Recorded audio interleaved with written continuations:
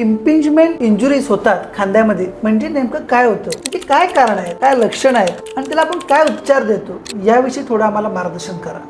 नक्कीच. Shoulder impingement काय होतं आपण बघूया. जर आपण आपला खांदा बघितला तर हा बॉल आहे, हा स्नायू आहे आणि त्याच्यावरती एक रूफ आहे.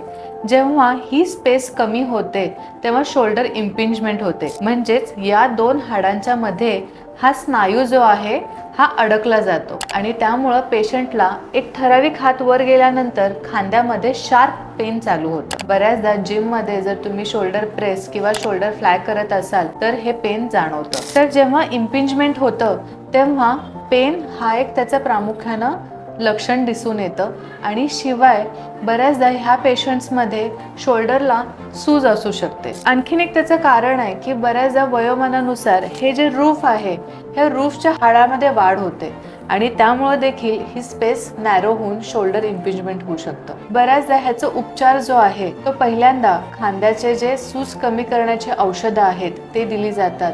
काही व्यायाम ज्याच्यामध्ये पोश्चर करेक्शन असेल किंवा शोल्डरचे मसल स्ट्रेंथन करायची फिजिओथेरपी दिली जाते. त्यांना बऱ्याचदा हे शोल्डर इम्पिंजमेंट बरं होतं. जर हे सगळं करून देखील इम्पिंजमेंटचे पेन कमी होत नसेल तर खांद्यामध्ये आपण इंजेक्शन देऊ शकतो किंवा सर्वात शेवटी ह्याच्यासाठी एक छोटी सर्जरी लागू शकते ज्याच्यामध्ये ही जागा किंवा ही स्पेस आपण रिबिल्ड करतो आणि शोल्डरपर्यंत मूवमेंट करायला चालू करते.